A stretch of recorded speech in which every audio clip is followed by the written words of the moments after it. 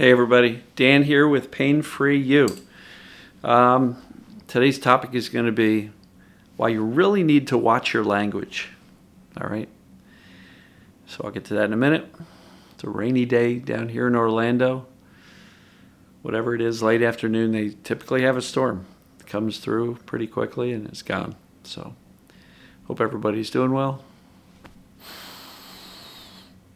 All right. Why you really need to watch your language, And I'm not talking about curse words. What I'm talking about is this. When we verbalize concerns, complaints, despair, fear about our symptoms, our subconscious is listening. And if you've been following me for any length of time, you know that perceived danger is what has caused the symptoms in the first place.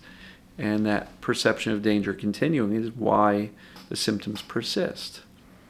So if your language about the symptoms is very full of adjectives, descriptive language as to how difficult it is, and you're just talking about the symptoms all day long, and in quite a negative way, sometimes we can get into despair and talk about how fearful we are that things haven't changed yet and why not and what am I doing wrong and will this ever change.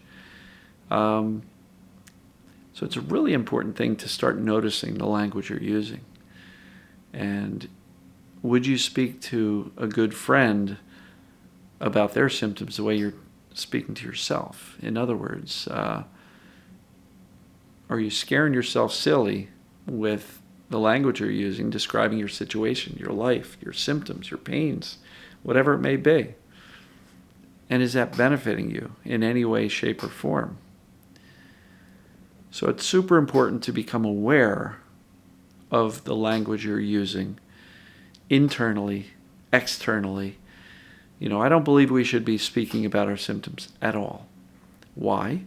Because that keeps them present. If we're speaking about our symptoms all day, every day, or, many times a day, the brain's going to keep saying, this is important, look at how much you're talking about it.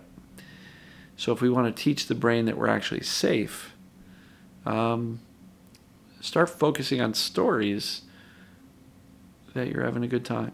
Life is good. This is temporary, not concerned, right? Watch your language, though.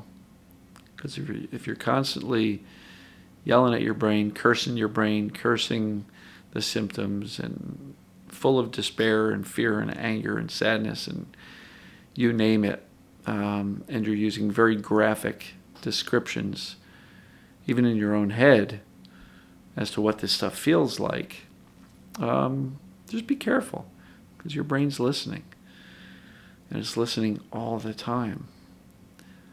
So, important topic, but short topic. So I'm going to wrap this one up.